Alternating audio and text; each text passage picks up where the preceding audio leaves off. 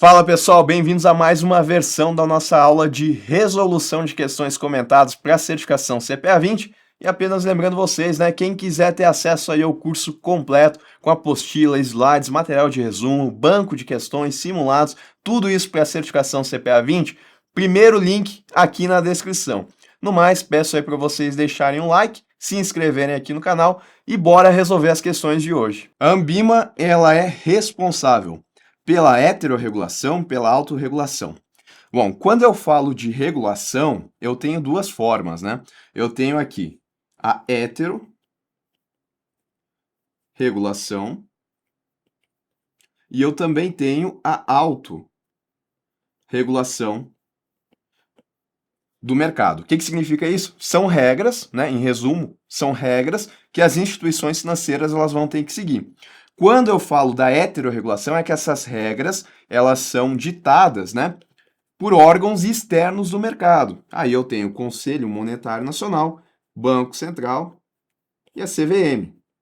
Se eu estou falando do mercado de capitais, né, é com a CVM. Autorregulação é quando as próprias instituições financeiras elas definem regras para que elas mesmas sigam essas regras. Elas se unem, né? E através de uma entidade elas estabelecem essas regras. Aí a gente tem, né, no mercado de capitais, aqui no mercado de valores imobiliários, a Ambima, que vai ser responsável por estabelecer essas regras. E aí, né, eu tenho uma forma de autorregulação, porque ela não é de fora, ela é de dentro.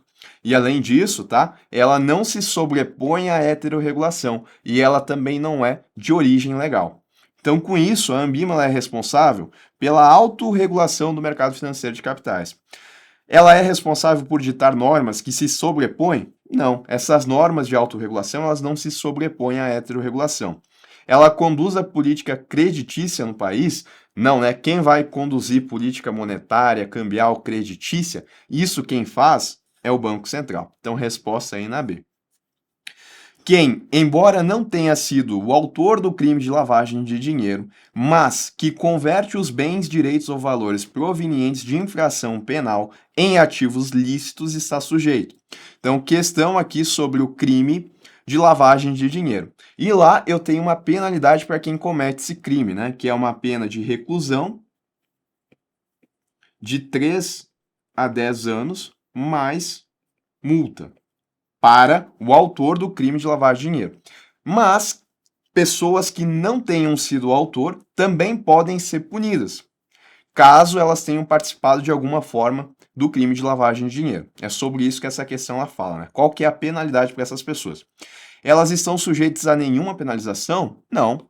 Elas têm sim penalidade.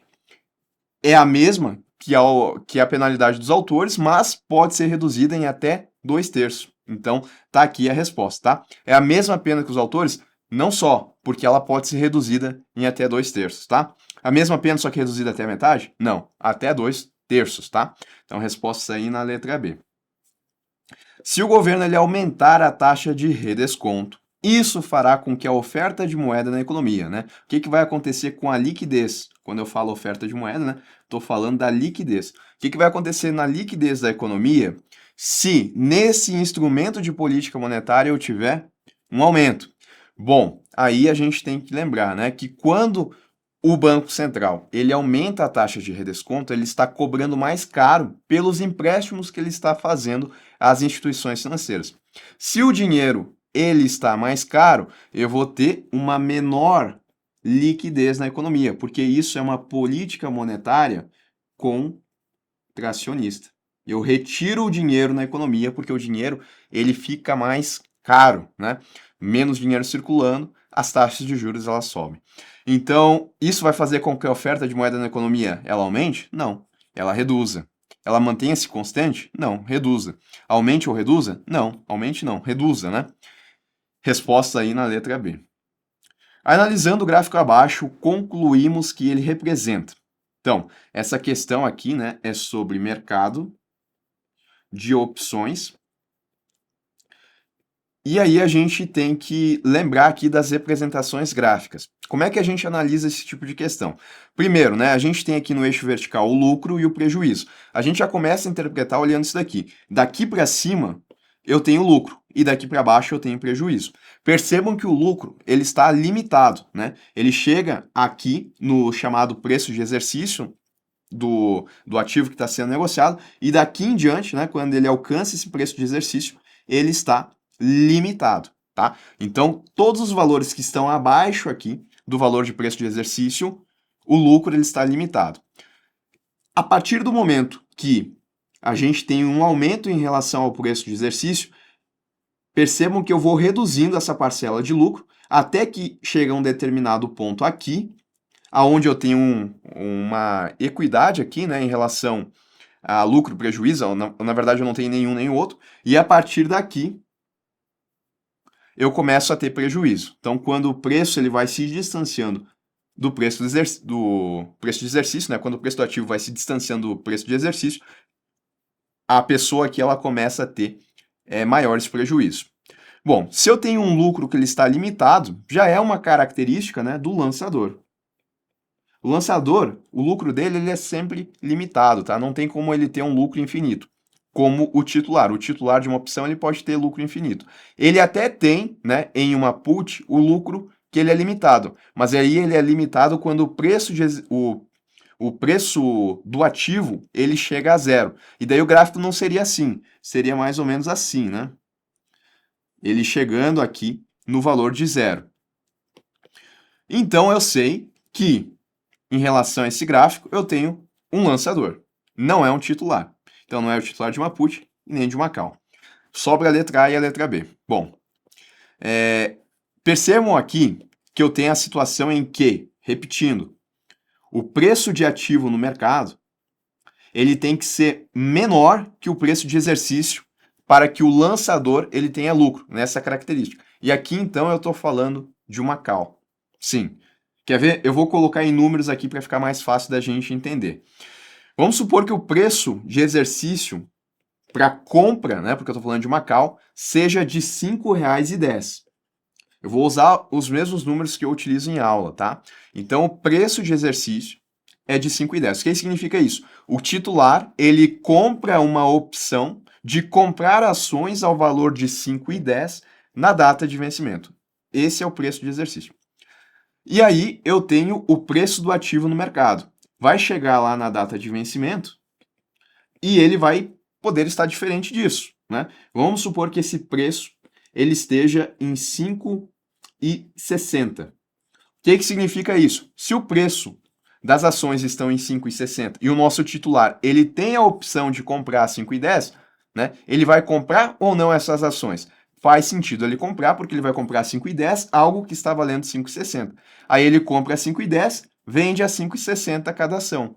Renan, ele ganhou 50 centavos, então, a cada ação que ele vendeu? Calma, né? Porque para ter esse direito de comprar essas ações a 5,10, ele paga ao lançador o valor do prêmio, né? E nesse caso aqui, ele paga 30 centavos por cada ação para poder comprar elas a 5,10 e vender elas no vencimento. Nesse caso, ele vai vender a 5,60. Agora a gente consegue fazer a conta, né? Ele está pagando no total aqui 5,40 e está vendendo a 5,60. Então ele está ganhando 20 centavos de lucro por cada ação. Isso o titular. Agora olha em relação ao lançador aqui. Se o preço no vencimento está a 5,60, o titular ele exerceu o direito, comprou a 5,10. O que o nosso lançador vai ter que fazer? Ele vai ter que comprar essas ações a 5,10 e vai ter que, aliás, né, ele vai ter que comprar a 5,60 e vai ter que vender a 5,10. Renan, o prejuízo dele é de 50 centavos por cada ação? Não, porque esses 30 centavos aqui ele recebeu a título de prêmio. E aí ele vai vender então a 5,10, recebeu 30 centavos, pagou 5,60. Enquanto o nosso titular lucrou 20 centavos, o nosso lançador ele perdeu 20 centavos por cada ação. Então, se a gente pensar que esse gráfico ele representa uma ação só, eu poderia colocar aqui que o preço do ativo no mercado ele está aqui, ó, 5,60. E o preço de strike é 5,10. Com o preço a 5,60, eu tive um prejuízo, se eu for o lançador, né? Eu vou olhar aqui o meu prejuízo. Está aqui. Tá? Agora, percebam que nesse ponto aqui, né, aonde o lançador ele não tem nem prejuízo, nem lucro, é quando a ação ela custar R$ 5,40. Porque ela custando R$ 5,40, ó, vencimento, agora eu vou trocar. Ela custando R$ 5,40, o titular, se ele exercer o direito dele, ele vai comprar essas ações a 5,10. E aí o nosso lançador vai ter que comprar no mercado a 5,40 e vai vender a 5,10. Perda de cada ação de 30 centavos, não é? É, mas ele recebeu 30, né? Ele perde 30 aqui, mas recebe 30. E aí quando a gente faz essa conta, menos 0,30 mais 0,30, ele teve um lucro de zero. Então nesse ponto aqui, ele iguala os seus custos, né? Ele tem aqui um resultado de zero. A partir do momento que essas ações elas começam a ficar mais baratas que esse 5,40, deixa eu deixar o 5,40 aqui e apagar os 5,60.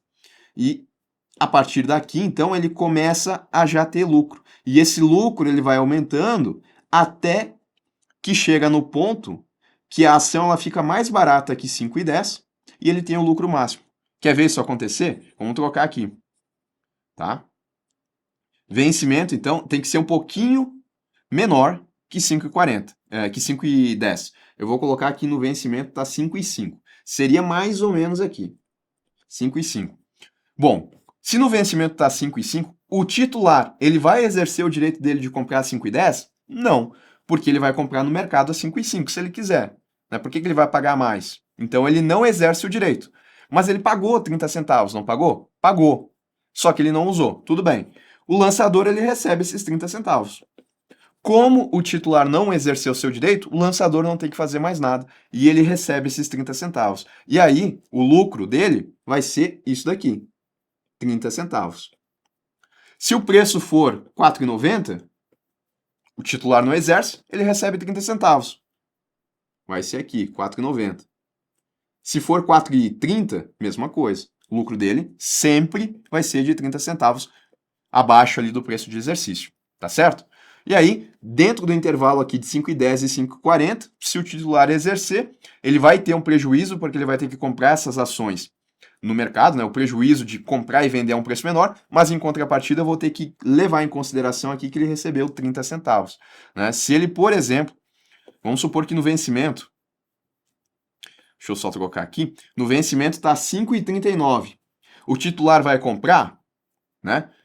Vai exercer o seu direito? Vai, né? 5,10, ele vai comprar por 5,10.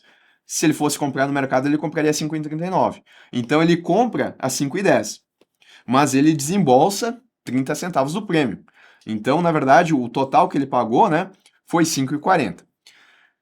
Bom, voltando aqui, né, para o nosso lançador, ele vai ter que comprar a 5,39. Talvez aqui, né? Talvez aqui para o nosso titular nem valesse a pena, mas tudo bem. O lançador ele vai ter que comprar a 5,39 e vai vender a 5,10. Para cada ação que ele fizer isso, ele vai ter um prejuízo de 29 centavos. Vou colocar em vermelho aqui. 29 centavos. Mas ele recebeu 30 centavos, né, de prêmio. Então, quando for fazer essa conta, ele vai ter um lucro aqui de 1 centavo. Vai estar mais ou menos aqui, ó. Né, o preço de exercício vai estar mais ou menos aqui, 5,39. E o lucro dele, aqui, 0,01. Então, esse é o lucro máximo lá, 30 centavos. Essa é a posição de um lançador de uma call. É ele que está vendendo esse direito. Para que uma classe de fundo de investimento seja classificada como de ações, então, classe de um fundo de investimento, para que ela seja classificada como ações, segundo a CVM, ela deve investir um percentual mínimo em ações ou outros ativos de renda variável. Qual que é esse percentual mínimo? Bom, se eu estou falando de ações, esse percentual mínimo é de 67%. Se tiver 67% no mínimo em ações ou similares, vai ser classificado como uma classe de ações. Um investidor fez uma aplicação em um PGBL e escolheu o regime compensável, né, que é o progressivo, aquele que a gente vai utilizar a tabela progressiva de imposto de renda e no ano seguinte ou vai fazer a compensação ou vai fazer a restituição do valor do imposto. Ao solicitar o resgate, o IR recolhido na fonte será Olha só, ele falou o imposto de renda recolhido na fonte. Ele não falou dessa compensação ou dessa restituição que vai acontecer no ano seguinte. E aí a gente tem que lembrar que no regime progressivo tem um imposto que é recolhido na fonte, né? E esse imposto recolhido, ele é sempre na alíquota de 15%. Aí no ano seguinte, olhando a tabela progressiva, a gente vai saber se vai ter uma compensação ou se vai ter uma restituição. Como eu estou falando de um PGBL, eu sei que aqui, então, o imposto ele vai incidir sobre o total e não sobre apenas os rendimentos, porque ele foi abatendo a base de cálculo dele de imposto ao longo do tempo que ele aplicou e postergou esse pagamento de imposto para quando ele fez o resgate. Então, de até 27,5%, não, sempre de 15% sobre o valor total de resgate. Perfeito. Tá aí a resposta na letra B. Não é a letra D, né? Sempre de 15 sobre o valor do rendimento, porque só seria se isso daqui fosse um VGBL. E não é, né?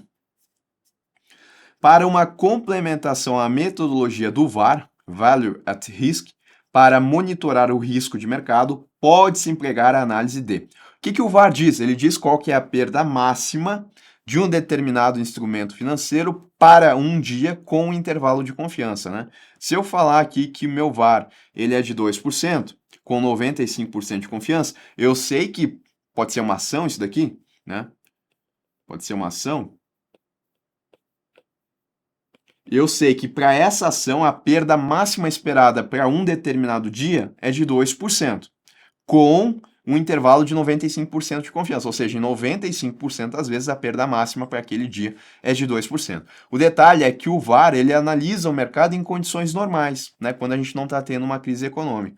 E aí, para a gente complementar essa análise do VAR, eu posso utilizar o stress test. O que o stress test ele vai fazer? Ele vai testar o mercado em condições extremas, né, em condições de estresse, que é aqueles movimentos de cauda grossa, quando a gente tem crise econômica. E aí, nessas situações, qual que vai ser a perda máxima?